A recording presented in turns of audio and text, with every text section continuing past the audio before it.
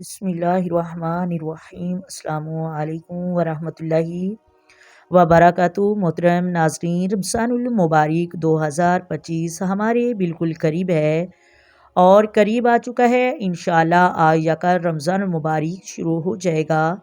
رمضان المبارک سے پہلے ہم یہ نیت کر لیں کہ ہم نے خوب عبادت کرنی ہے، روزے مس نہیں کرنے، نمازیں ادا کرنی ہے اور پابندی کے ساتھ نماز تراویح ادا کرنی ہے، تہجد کی پابندی کرنی ہے، قرآن مجید کی تلاوت کرنی ہے اور ساتھ ہی ساتھ نماز کی جو ضروری مسائل ہیں، نماز میں بہت ساری جو ہماری غلطیاں ہیں ان کو ہم نے درست کرنا ہے۔ وضو جو ہے کن چیزوں سے ٹوٹ جاتا ہے، روزہ کن چیزوں سے ٹوٹ جاتا ہے، غسل کا صحیح طریقہ کیا ہے، یہ وہ مسائل ہیں جو ہر مسلمان کو معلوم ہونے چاہیے، لیکن افسوس کے ساتھ کہنا پڑ رہا ہے کہ بہت سارے لوگ ایسے ہیں جو یہ مسائل نہیں جانتے، نماز کے، روزے کے اور اس طرح وضو کے مسائل، غسل کے مسائل جو کہ طہارت ہے اور عبادت کی کنجی ہے۔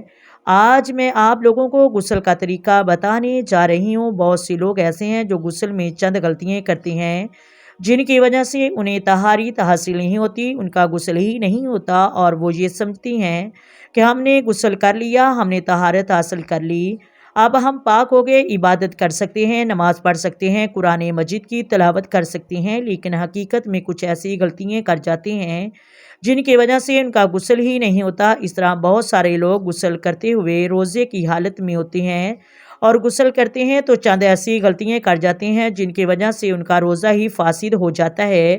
انہیں علم ہی نہیں ہوتا کہ ہمارا روزہ ٹوٹ چکا ہے اور وہ ایسے ہی رہتے ہیں۔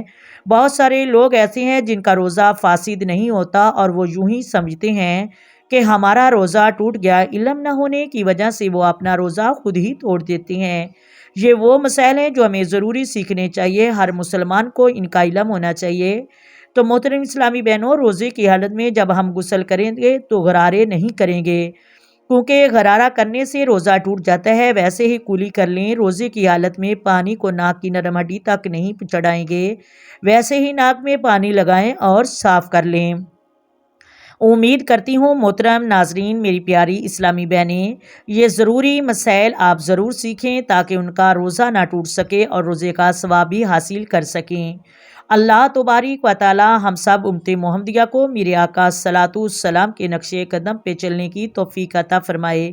آمین ثم آمین۔ آئے مل کر آقا دو عالم نور مجسم سرور کائنات صلی اللہ علیہ وآلہ وسلم کی ذات پر درود و سلام کے نذرانے پیش کریں۔ الصلاۃ والسلام علیک یا سیدی یا رسول اللہ، الصلاۃ والسلام علیک یا سیدی یا حبیب اللہ، الصلاۃ والسلام علیک یا سیدی یا نبی اللہ وعلی آلک وصحابک یا سیدی یا محمد رسول اللہ۔ محترم ناظرین، اللہ حافظ۔